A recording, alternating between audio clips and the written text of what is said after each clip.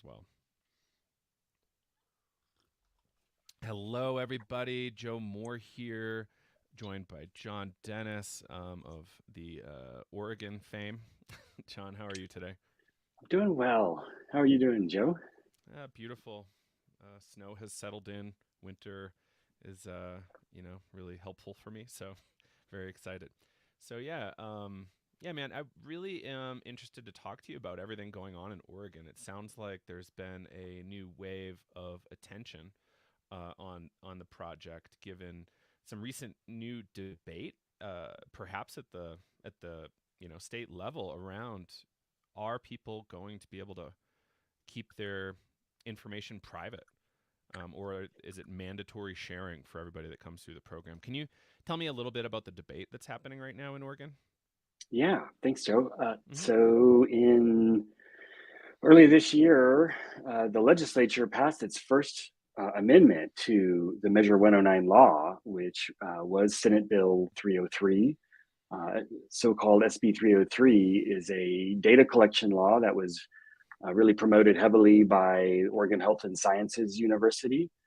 Its lead chief sponsor, Senator Elizabeth Steiner, I believe she's an adjunct faculty there, and she uh, partnered with the Healing Advocacy Fund to work on this bill that passed, and it essentially conscripts all the service centers in the entire Measure 109 program into a project of OHSU to review the results from their services to try to evaluate the Measure 109 program for purposes that aren't really entirely clear to those of us in the public that have been watching this. Ostensibly, the reasons have to do with measuring safety metrics and these sorts of things, but OHSU has been really involved with, kind of a rollback of Measure 110 for one. They've given public comment and testimony in support of kind of Is 110 the decriminalization bill, the broad spectrum bill? Yeah. yeah, it's I've the seen a lot of the decrim law. advertising. It's really hateful.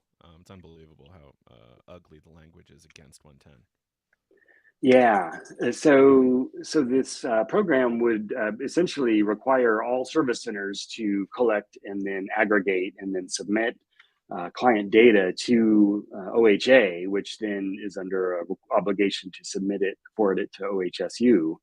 And so the question and the debate has really been centered around what data should be collected and what should a client's right be to not participate in that system, where this is still federally illegal, still heavily stigmatized, and this sort of thing.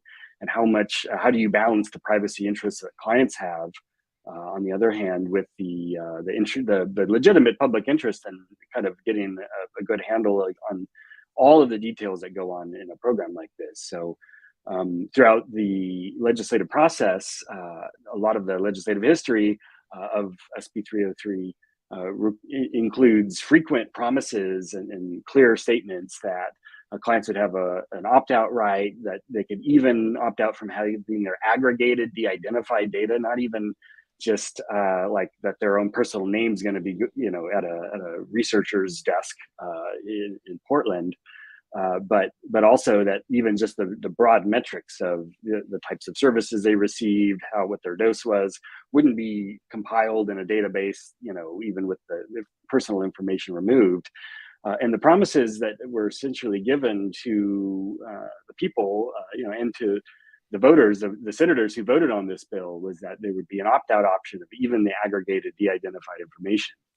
So what now is happening is Healing Advocacy Fund has been kind of promoting to the Oregon Health Authority and kind of rally its base to speak out that all people must contribute to this program and must participate, and that some people should not have, in fact, all clients should not have a complete opt-out option where they don't participate in any way. So that's been the debate, and so Oregon Health Authority is trying to decide, should there be some information that goes to OHSU notwithstanding a client's choice to opt out. And that's kind of what remains to be seen of what the Oregon Health Authority will do with this kind of debate that's now well teed up. John, I'd usually like your talk track around privacy and how, in such a small data pool, like as of right now, we all understand that these services are quite expensive, and it's going to be, few and far between clients through this process statewide for a little bit until the economics hopefully get sorted out a little bit.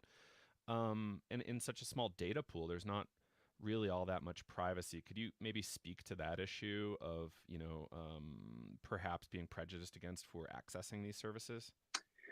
Yeah. So thanks, Joe. The question is really around,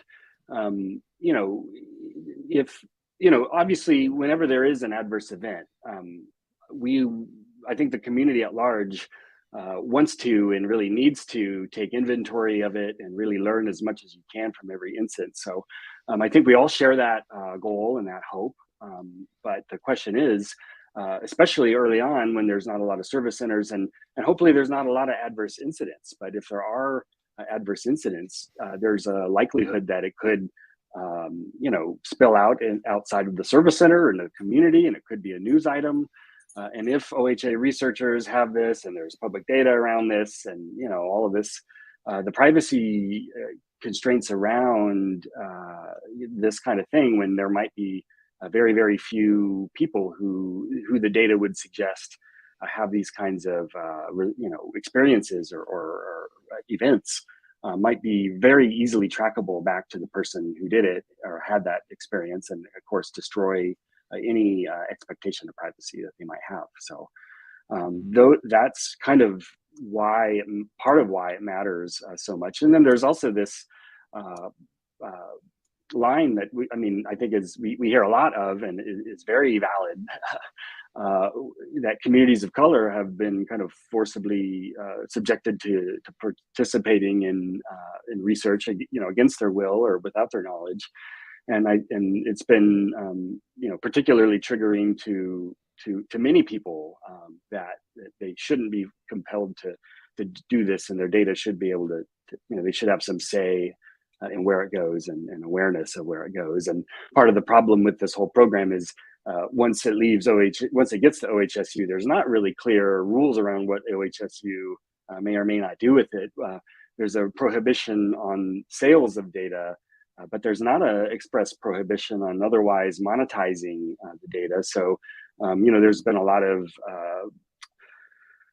news attention given to the potential intersections between OHSU and Compass Pathways, dating back to Shayla Love's article quite a while ago, and their meddling in this. So, we really, if the question is who should be able to profit off of this also, and the advocates in the community, including myself, have kind of asked the state that they not allow either OHSU or any of its research or commercial affiliates or partners from being able to monetize this as well, because because the facilitators and the clients who are in the service centers who are forced to participate in this don't have an opt-out option. They don't receive any remuneration for this. So then for OHSU to then take that money and monetize it for, and possibly work with people like Compass Pathways who also monetize it, is just really deeply offensive, and kind of offends these notions that really inform the rest of the program, which are things like informed consent.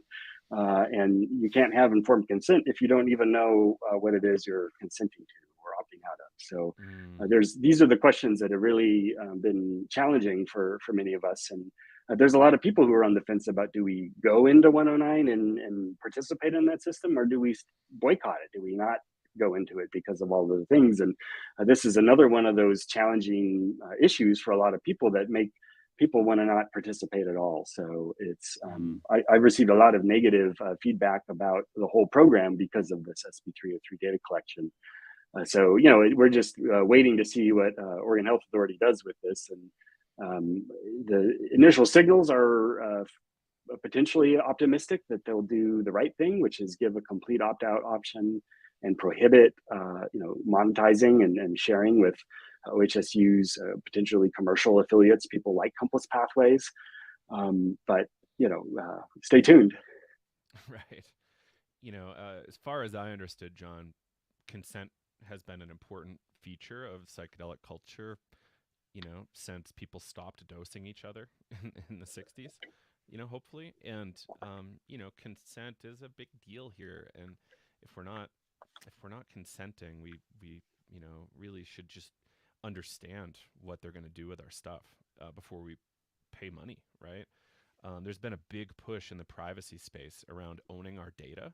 Like if we're taking a playbook out of, Meta, Facebook, like TikTok, just owning our data as opposed to us owning the data and making money off of our data, like if we choose to, like that should be quite optional. And that's one of the big things with the Web3 crypto world. Like we're supposed to own our data. It should be portable. We should be able to pull it at any point. But that, you know, state initiatives like this without much funding, like how do they understand, how they should be operating? And it's a big deal. So to define some Yeah. terms, OHSU, Oregon Health and Science University, and you said there was some attention drawn to them having a partnership with Compass a while ago. Is that right? Well, the question, I think there's a lot of question about what exactly their relationship has been. And Mm-hmm. what we've seen through responses to public records requests are emails between the CEO of Compass and high level officials at Compass Pathways, initially trying to interfere and even potentially block the 109 program to begin with. Mm-hmm. And then with this project, so-called Project Open, open meaning they've not been as I have a lot of questions about what Project Open has been doing and how long they've been I doing don't it. And know that I've heard of Project Open. What is Project Open? so Project Open is a project at Oregon Health and Sciences University that ironically named, but that is going to be, basically reviewing the Measure 109 data. And there are people who are high ranking within the Oregon Psilocybin Advisory Board who are, of course, at that project. And, just the embeddedness between government, this research entity and,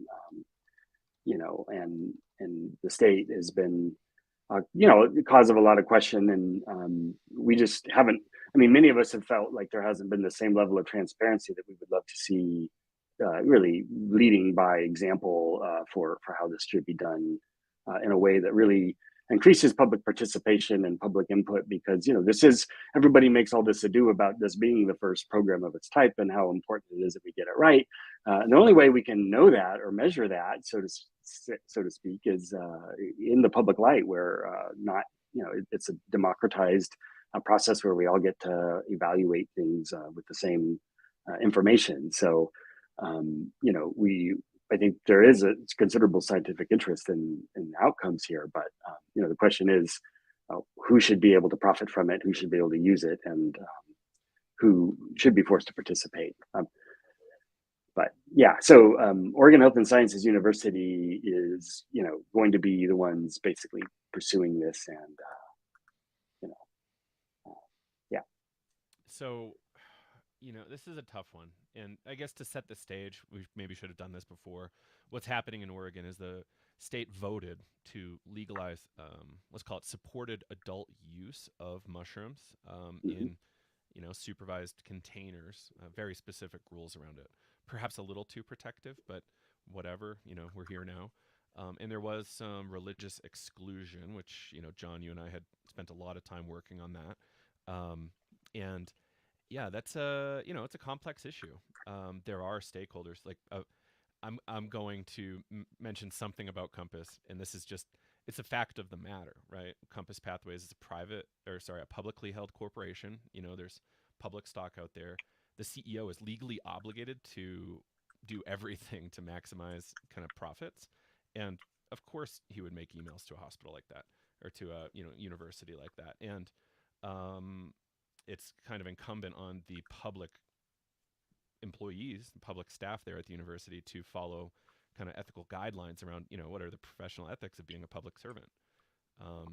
Should I fold to professional interest when the citizenry is like kind of revolting. It's a big discussion.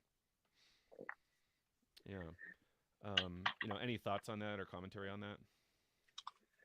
Yeah, I mean, it's just really hard to know. I mean, you can understand why this is of great interest, but again, it's just something that we want to see it done in the light of day. And big business is going to do what they're going to do, and I think there's necessary constraints. I mean, we live in a certain world that has certain kind of realities to it. That if we have like a psychedelic program that tries to be the best it can, it still has to at some point intersect with the rest of the world.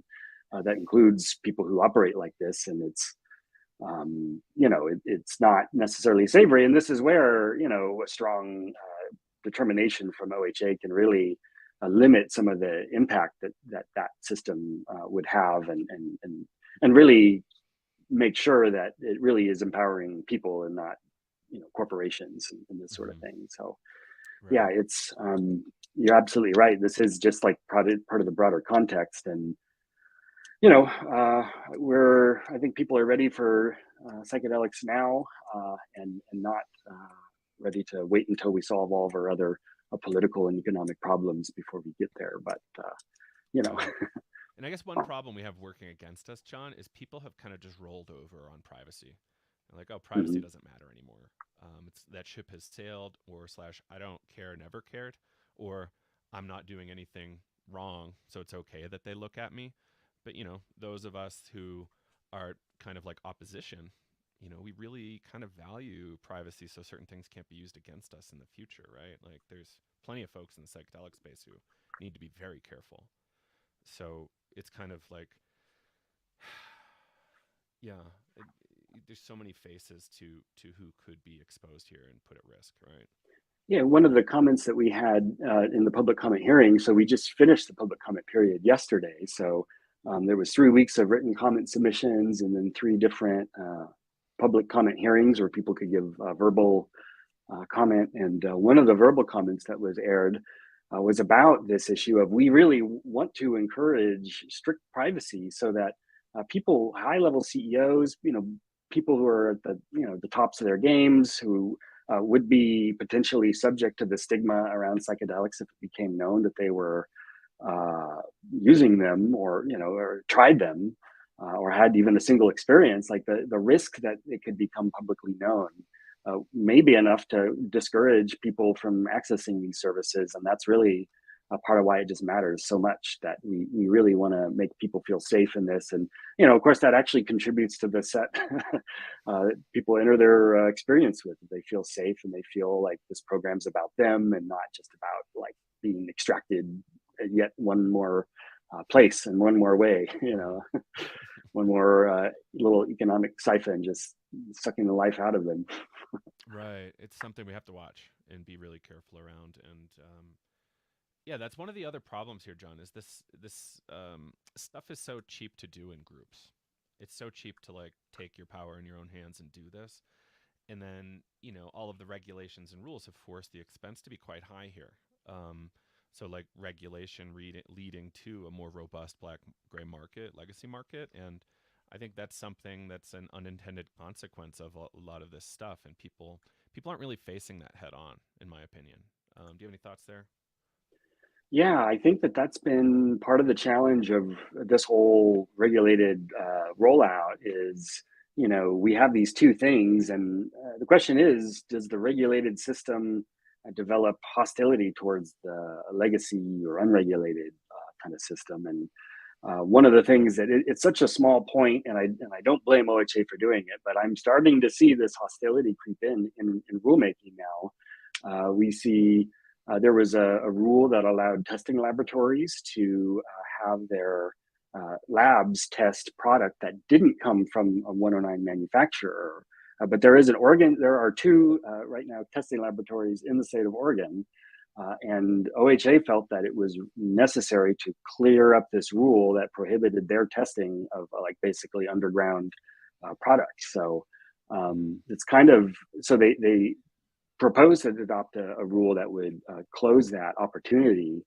which we think is actually in the backwards direction. I mean, we want to be moving towards a greater testing, greater harm reduction principles, and so the fact that they're kind of now preventing that seems to be not in line with many of the values that people within the broader psychedelic community espouse. And then there's this other rule now that they're proposing that a service center is not allowed to sell spores for underground cultivation, which again, I mean, I don't necessarily blame them for wanting to not promote that activity, but it's another one of these things that just starts to say like, try to really pass judgment or shame upon people who would do this in an unregulated setting. So, Mm. you know, and which is for many people the only setting in which it's supportable. So, the antipathy that can develop over time. I mean, this is the core argument of 109, in my view. Decrim Nature came out opposed to it when it was a ballot initiative and said this is going to create an industry that becomes self-protective, and it will become decrim will become impossible if we have a regulated economy that makes professionals out of this, because professionals hire lobbyists and become self-protective, and the decrim folks said we can't support this unless and until it has a decrim component in it. And I Mm-hmm. fought against that and was determined to prove them wrong, that 109 was overall a very positive thing. But we've seen more and more of this hostility and antipathy grow against unregulated access, including the Portland Shroom Shop that was open for I think 6 weeks, and the kinds of ridicule and hate that was spewed at them. It was like you would almost think that these people didn't even like psychedelics, and how opposed to the whole thing they were. And we all, people really need access, Mm-hmm. and this is when the only legal pathway is thousands of dollars. It's just only going to spur people. I mean, it's a gatekeeping function, and maybe there's a For place for sure. that, but Do you know offhand, and I know we have to wrap really soon, do you know offhand if people involved in the anti Prop 110 measure, the broad scale decriminalization bill, are there people in the psilocybin, professional psilocybin space trying to actually fund and work against this decriminalization bill? So this is where I'm very interested to learn more myself. But there is, Todd Protheus, who is who's on the psilocybin advisory board and the head of Project Open. I mean, he's given legislative testimony to the effect that drug policy really needs to consult with law enforcement more. And this is. I think law And I'm enforcement needs to take my classes first, and then then I can have an informed opinion. Yeah. Yeah, so it's and when this would undo the decrim aspects of Measure 110, it would they're calling all hard drugs, including psychedelics. So like this effort that is being supported right now is to kind of return us backslide significantly. And so there are like fentanyl deaths, there are opioid overdose deaths that are extremely serious, and we have to be very mature and